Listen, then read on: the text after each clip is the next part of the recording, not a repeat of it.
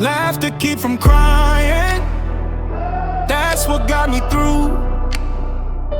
Walked through all the shadows, still God pulled me through.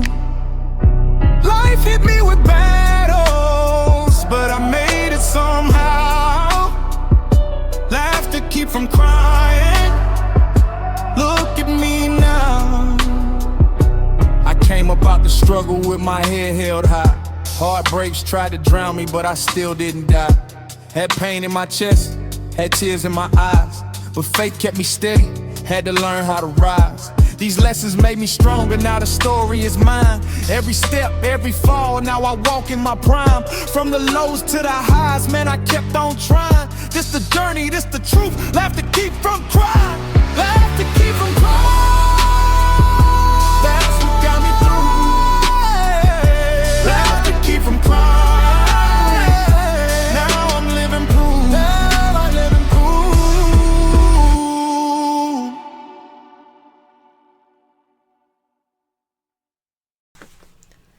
Welcome back to Laugh to Keep from Crying. You're listening to CJanae After Dark. I took a much needed break and I appreciate everyone who has been waiting, and honestly, I can't believe we made it this far. So welcome to season 3. Now before we get in too deep, let me just say this. Season 3 and beyond, things get messy, so buckle up. Let me take you back for a minute. Things have finally started calming down in my life. My aunt had let me move back in. We were back on good terms, and everything seemed like it was going okay. But eventually, for one reason or another, I had to move again.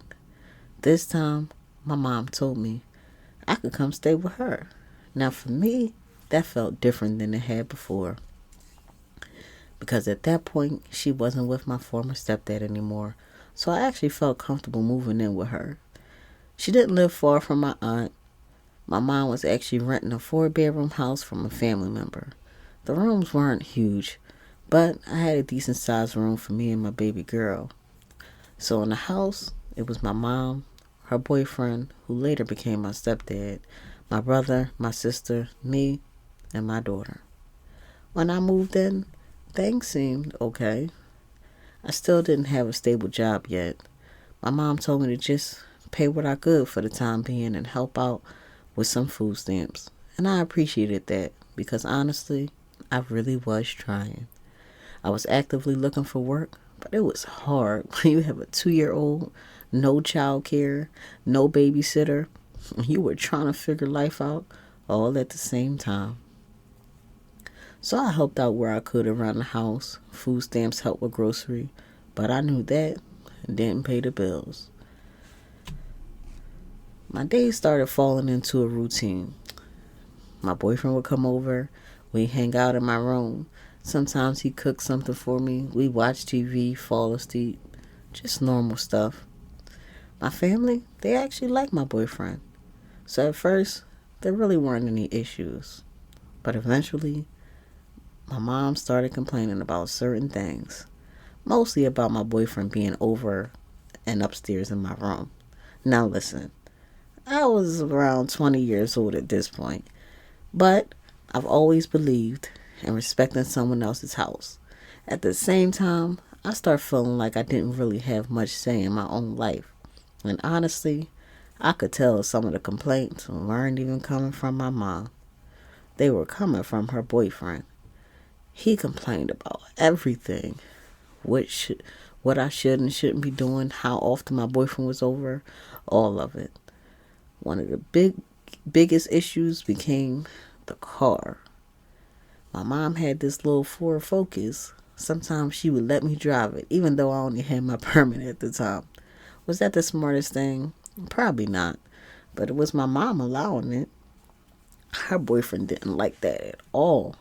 He told my mom I needed to stop driving her car until I had my actual license. And technically, he wasn't wrong. But at that time, he wasn't even my stepdad yet. So in my mind, I felt like that really wasn't his place. So that added some tension between us, which is crazy because before that, we were actually so cool. We had been fine ever since I had my daughter, which honestly is a whole other story in itself. Around that time, my boyfriend had started to teach me how to drive more seriously.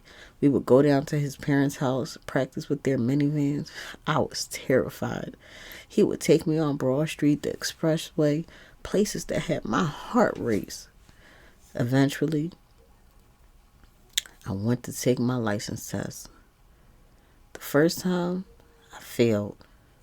My mom was the one taking me, and she was the type of mom who had a standing hair appointment every Saturday. She actually canceled her hair appointment to take me to the test, and I still failed. After that, I kept procrastinating. I kept making her reschedule the test, and eventually she got mad and basically forced me to go again. And this time, I passed. At that time, we still really didn't have enough money to buy our own car yet, so we were mostly using my mom's car when we needed to get around. But somewhere during this period, something in me started shifting. And this is where I have to be honest with y'all.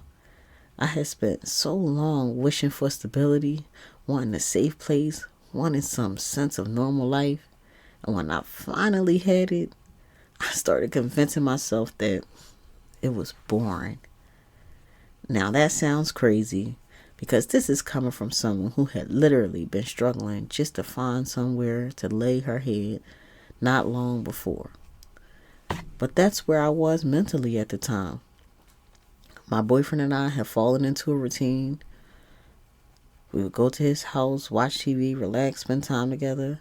And somewhere in my immature 20-year-old mind, I started feeling like we became an old married couple. Mind you, this was someone I had been through a lot with. At one point, I truly believed he was the man I was going to marry. I thought I would have his last name one day. I thought we would build a life together. But life had other plans. And there are parts of the story that I'm not ready to share here. As much as I try to be open and honest with you all, some parts of my life still belong to me. But what I can tell you is this. At this point, my daughter was 2 years old, and my life was about to get stressful, messy, and eye-opening, all at the same time. Thank you for listening to Laugh to Keep From Crying, and I'll catch you in the next episode. Laugh to keep from crying. Yeah, I made it through. Story got heavy, but I pushed right through. Laugh to keep from crying.